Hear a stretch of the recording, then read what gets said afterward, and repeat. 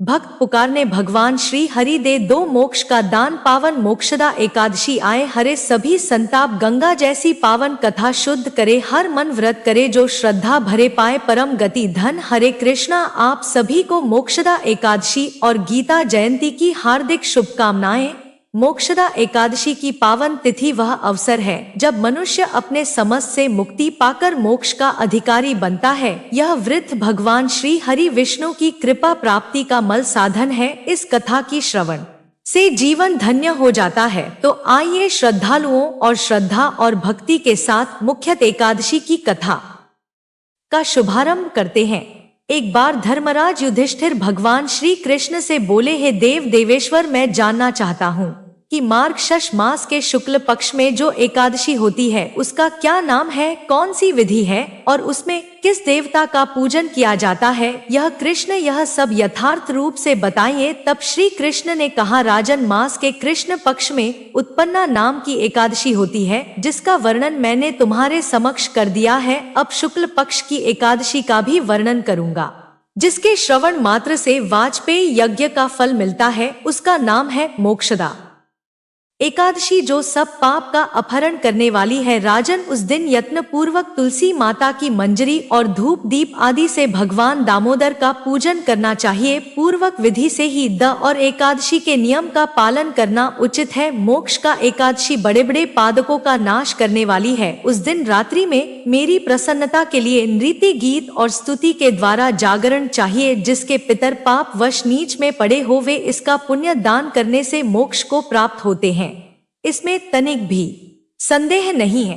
पूर्व समय की बात है। वैष्णव से विभूषित परम रमणी चंपक नगर में वनस नामक राजा रहा करते थे। वे अपनी प्रजा का पुत्र की तरह पालन करते थे। इस प्रकार राज करते हुए राजा ने एक दिन रात को सपने में अपने पितरों को नीच योनि में पड़ा हुआ देखा। उन सबको इस अवस्था में देखकर राजा के मन में बड़ा विस्मय हुआ और प्रातः काल ब्राह्मणों से उन्होंने उस स्वप्न का सारा हाल कह सुनाया। राजा बोले, ब्राह्मणों, मैंने अपने पितरों को नरक में गिरा दिया है। वे बारंबार रोते हुए मुझसे कह रहे थे कि तुम हमारे तनुज हो, इसीलिए इस नरक समुद्र से हम सबका उद्धार करो। दजव इस रूप में मुझे पितरों के दर्शन हुए हैं। इससे अब मुझे चैन नहीं मिलता। क्या करूं, कहां जाऊं? मेरा हृदय रंधा जा रहा है। त्रिजोमु व्रत, वह तप और वह योग जिससे मेरे पूर्वज तत्काल नरक से मुक्ति पा जाए, बताने की कृपा करें। मुझ बलवान और साहसी पुत्र के जीते जी मेरे माता पिता घोर नरक में पड़े हुए हैं। अत ऐसे पुत्र से क्या लाभ है? तब ब्राह्मण बोले, यहाँ से निकट ही पर्वत मुनि का महान आश्रम है। विभूत और भविष्य के भी झाता है। आप उन्हीं के पास चले जाइए। तब ब्राह्मणों की बात सुनकर महाराज व खाना शीघ्र ही पर्वत मुनि के आश्रम पर गए और वहां उन मुनि श्रेष्ठ को देखकर उन्होंने दंडवत प्रणाम करके मुनि के चरणों का स्पर्श किया। मुनि ने भी राजा से राज्य की कुशल मंगल पूछी। तब राजा बोले, स्वामी, आपकी कृपा मेरे राज्य के सातों अंग सकुशल है, किंतु मैंने स्वप्न में देखा है कि मेरे पिता नरक में पड़े हुए हैं। आप बताइए किस पुण्य के प्रभाव से उनका वहां से छुटकारा होगा। राजा की यह बात सुनकर मुनि श्रेष्ठ पर्वत एक मुहूर्त तक ध्यान मग्न रहे। इसके बाद वे राजा से बोले, महाराज, मार्गशीर्ष मास के शुक्ल पक्ष में जो मोक्ष नामक एकादशी होती है, तुम सब लोग उसका व्रत करो और पुण्यपित रो को दे डालो। उस पुण्य के प्रभाव से उनका नरक से उद्धार हो जाएगा। भगवान श्री कृष्ण कहते हैं।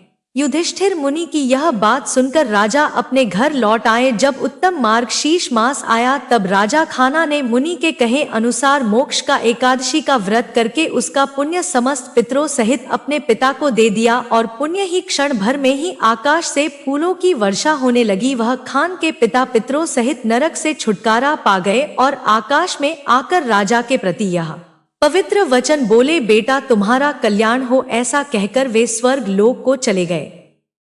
राजन, जो इस प्रकार कल्याण में ही मोक्ष एकादशी का व्रत करता है उसके समस्त पाप नष्ट हो जाते हैं और मरने के मोक्ष प्राप्त कर लेता है। यह मोक्ष देने वाली एकादशी जो कि मोक्ष का एकादशी है, मनुष्यों के लिए चिंतामणि के समान समस्त कामनाओं को पूर्ण करने वाली है। इस महात्मा के पढ़ने और सुनने से वाजपेयी यज्ञ का फल मिल जाता है। धर्मराज युधिष्ठिर ने भी भगवान श्री कृष्ण के बताए विधान अनुसार इस पवित्र एकादशी का व्रत धारण किया, जिसके पुनः प्रताप से उनके पितरों को भी मोक्ष प्राप्ति हुई और अंत में धर्मराज युधिष्ठिर भी स्वर्ग लोक को प्राप्त हुए। एक लोक कथा के अनुसार एक बार एक कौवे और गर्भ चोरों में मित्रता हो गई। दोनों बहुत समय अपना साथी गुजारते थे। उनकी मित्रता इतनी गहरी हो गई कि वह आपस में कभी कोई बात नहीं छुपाते थे। एक दिन दोनों एक नदी किनारे पेड़ पर बैठकर बातें कर रहे थे, तभी एक यमदूत उधर से गुजरा। वह कौवे को देखकर मुस्कुराया। गरुड़ और कौवे ने उस यमदूत को अनदेखा कर दिया और अपनी बातों में व्यस्त हो गए। अगले दिन फिर वही हुआ, दोनों बात कर रहे थे, तभी वही यमदूत फिर उधर से गुजरा। वह फिर कौवे को देखकर मुस्कुराया। इस पर कौवे को कुछ शंका हुई। उसने गरुड़ से कहा कि मित्र, यह यमदूत तो मुझे कर कल भी मुस्कुराया था और आज भी बिल्कुल वैसे ही मुस्कुराया है। कुछ तो गड़बड़ है, हो सकता है मेरी मृत्यु आने वाली हो। गरुड़ ने उसे समझाया कि ऐसा कुछ नहीं है, यह एक संयोग भी हो सकता है, इसलिए तुम चिंता मत करो। 2-3 दिन ऐसे ही और निकले। रोज यमदूत कौवे को देखकर मुस्कुराता। अब तो कौवे को विश्वास हो गया कि निश्चित ही मेरी मृत्यु नजदीक है। एक दिन उसने गरुड़ से कहा कि मित्र, मैं मरना नहीं, लेकिन यह यमदूत जरूर 1-2 दिन में मेरे प्राण निकाल कर ले जाएगा। यह रोज ही मुझे देखकर मुस्कुराता है। गरुड़ को भी लगा कि हो सकता है कौवे का यह शक सही हो। उसने अपने मित्र कौवे को धैर्य बंधाया। फिर गरुड़ ने कौवे से कहा कि तुम चिंता मत करो, मैं तुम्हें यहाँ से इतनी दूर लेकर जाऊंगा कि यह यमदूत तुम्हें दिखाई ही नहीं देंगे। तब गरुड़ ने कौवे को अपनी पीठ पर बिठाया और उस जंगल से हजारों किलोमीटर दूर कैलाश पर्वत पर ले गया। दोनों को अभी डर नहीं रहा कि यहाँ पर कोई उन्हें परेशान कर सकता है, लेकिन जैसे ही वे कैलाश पर्वत पर पहुंचकर एक गुफा तक पहुंचे, वहां पर वही यमदूत पहले से उपस्थित था। उसने कौवे को देखकर उस पर पाश फेंककर उसके प्राण निकाल लिए। गरुड़ देखता ही रह गया। तब उसने यमदूत से पूछा कि तुमने इसे क्यों मारा? यमदूत ने कहा कि इसकी मृत्यु इसी समय लिखी थी, इसीलिए मैंने इसके प्राण हर लिए हैं।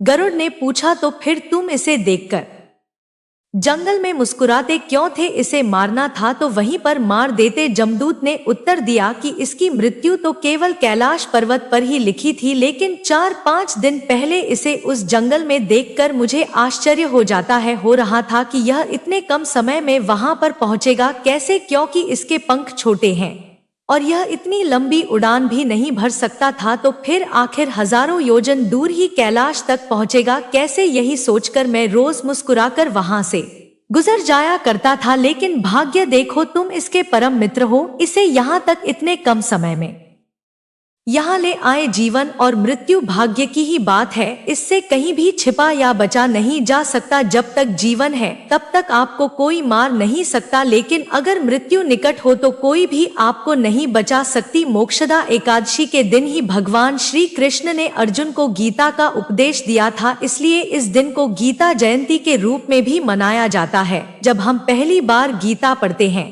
तो इसे हम एक अंधेरे व्यक्ति के रूप में पढ़ते हैं, यानी हम केवल इतना ही समझ पाते हैं कि कौन किसके पिता, कौन किसकी बहन और कौन किसका भाई है पहली बार गीता पढ़ने पर। इससे ज्यादा हमारी समझ में कुछ नहीं आता। दूसरी बार जब हम भगवत गीता पढ़ तो मन में कुछ सवाल जागृत होंगे कि ऐसा क्यों किया गया या वैसा क्यों हुआ। जब हम तीसरी बार गीता पढ़ेंगे तो इसके अर्थ को समझने लगेंगे। हालांकि हर व्यक्ति को इसका अर्थ अपने तरीके से ही समझ में आएगा। जब हम चौथी बार गीता पढ़ेंगे तो हर एक पात्र से जुड़ी भावनाओं को समझ पाएंगे, जैसे अर्जुन में या दुर्योधन के मन में इस समय क्या चल रहा है। पांचवी बार गीता को पढ़ने से पूरा कुरुक्षेत्र हमारे मन में खड़ा हो जाता है और हमारे मन में अलग अलग कनाएं होती है। छठी बार गीता पढ़ने से हम भगवान को अपने सामने अनुभव करने लगते हैं और हमें ऐसा लगता है कि मानो भगवान हमारे सामने ही यह सब कुछ बता रहे हैं।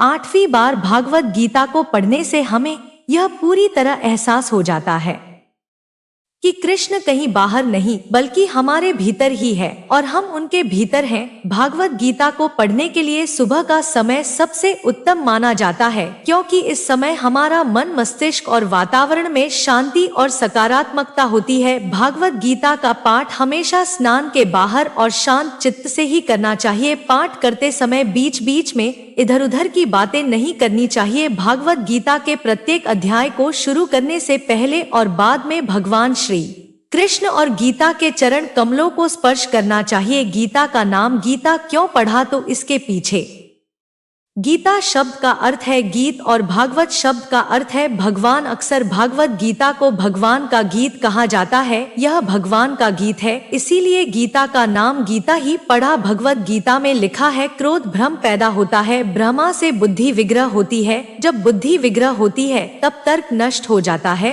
और जब तर्क मरता है तो मनुष्य का विवेक भी नष्ट हो जाता है और फिर शुरू होता है उसका पतन। हिंदू धर्म में 4 वेद हैं और इन चारों वेदों का सार भागवत गीता में है। यही कारण है कि गीता को हिंदुओं का सर्वमान्य एकमात्र धर्म ग्रंथ माना गया है। माना जाता है कि गीता को स्पर्श करने के बाद व्यक्ति झूठ नहीं बोलता। भगवान श्री कृष्णा ने अर्जुना को कुरुक्षेत्र में खड़े होकर गीता का ज्ञान दिया था और श्री कृष्णा अर्जुन संवाद के नाम से भी इसे जाना जाता है। भले ही गीता का ज्ञान भगवान कृष्णा ने अर्जुन को दिया था, लेकिन अर्जुन के माध्यम से ही उन्होंने संपूर्ण जगत को एक ज्ञान दिया। यथा श्रीमद् भागवत गीता में कुल 18 अध्याय हैं और इसमें 700 श्लोक है। भागवत गीता के 18 अध्यायों में से एक भीष्म पर्व का हिस्सा भी है। भागवत गीता को अर्जुन के अलावा भगवान श्री कृष्ण के मुख से संजय ने सुना था और उन्होंने धृतराष्ट्र को सुनाया था। भगवत गीता में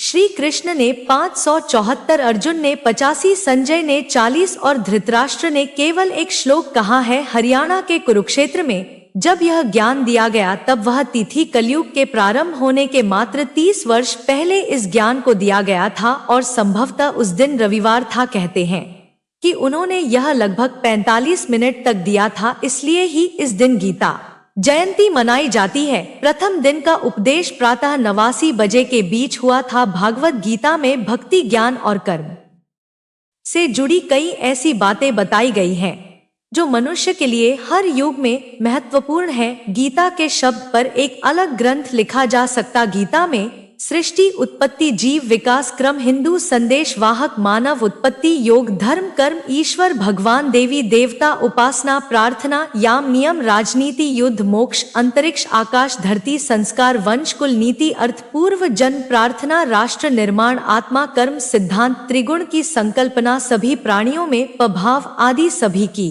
जानकारी है। भगवत गीता का मुख्य ज्ञान श्रेष्ठ मानव बनना, ईश्वर को समझना और मोक्ष की प्राप्ति है। श्रीमद् भागवत गीता आज से लगभग 5070 साल पहले लिखी गई थी। कहते हैं कि जब भगवान श्री कृष्ण गीता का उपदेश दे रहे थे तब समय भी रुक गया था। जिस घर में भगवत गीता का नृत्य पाठ होता है उस घर में भगवान श्री कृष्ण का वास माना जाता है और ऐसा व्यक्ति कभी भी अपने पद से भ्रष्ट नहीं होता। यह थी आज की कथाएं और जानकारी। भक्तों, अगर आप माँ लक्ष्मी और भगवान श्री हरि विष्णु की असीम कृपा पाना चाहते हैं तो कमेंट बॉक्स में लिखें, जय माँ लक्ष्मी, जय श्री हरि हम पर और हमारे परिवार पर अपनी कृपा करें और हमारे दुख दूर करें। जय माँ लक्ष्मी, जय श्री हरि।